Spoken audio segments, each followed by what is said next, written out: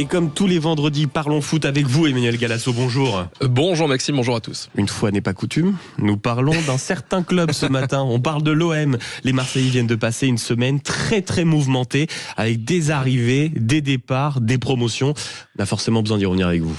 Oui, il y a 2 semaines, Maxime, je vous parlais de la crise qui planait un petit peu au-dessus de l'OM. Là, on est en plein dedans. Donc ce matin, épisode 2 de notre nouvelle série préférée, l'OM Circus. Et je sens que ça va être une longue série. On part sur plusieurs saisons. Ah, série à succès. Série à succès. On part sur plusieurs saisons, Maxime, parce que là, juste sur une semaine, il s'est passé plus de choses à l'OM que dans toute l'histoire du SCO d'Angers. Donc c'est pas peu dire. Lundi, démission de Mehdi Benassia. Le lendemain, le propriétaire Franck McCourt, mardi, il débarque à Marseille, vient des États-Unis. Il fait pas ça tous les jours. En général, c'est qu'il y a une bonne raison. Il voulait mettre un petit peu d'ordre dans les affaires. Et contre toute attente, qu'est-ce qu'il fait, Franck McCourt? Il dit à Benassia, tu reprends ta démission. Mon grand, t'as une promotion. Maintenant, c'est toi qui as les pleins pouvoirs sur le sportif du club. Sauf que, qui dit promotion pour Benassia, dit rétrogradation pour Longoria. Longoria, le mentor de Benassia, celui qui l'a façonné.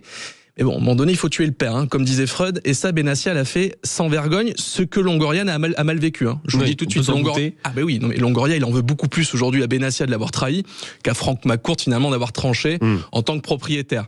Et il a annoncé hier, d'ailleurs, c'est pas vraiment une surprise, sa décision de démissionner. Et dans la même journée, c'est l'OM Circus. Et ça n'en finit jamais cette histoire dans la même journée. C'est absolument, c'est Dallas. Tout le monde veut se faire tout le monde.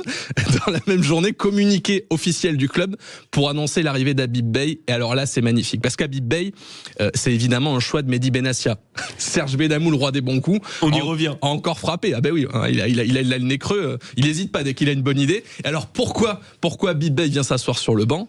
Pour la simple raison que c'est le pote de Benassia. C'est la seule raison. Il suffit de regarder l'état dans lequel Beye a laissé le vestiaire de Rennes, le vestiaire rennais. Aujourd'hui, c'est le désert de Gobi. Plus personne se parle. C'est la guérilla. Francaise, il arrive. C'est un pacificateur.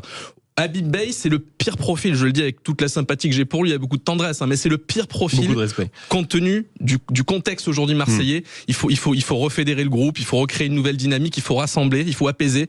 Beye, c'est l'opposé de ça. Donc aujourd'hui, je ne comprends plus rien de la stratégie de ce club.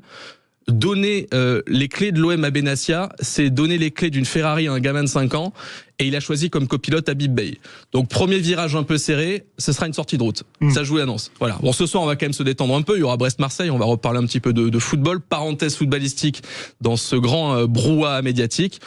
Mais mon petit nez me dit, parce que j'ai le même nez que Serge Benamou, le roi des bons coups, mon petit nez me dit que l'épisode 3 de l'OM Circus est pas loin quand même. Oui, et puis ça c'est sûr, on va en faire une remasterisation en coproduction avec Dallas Football Club, on va appeler ça. Ça me semble pas mal. Merci beaucoup Emmanuel Galasso, qu'on retrouve donc tous les vendredis après une journal de 7h30 pour Parlons Foot.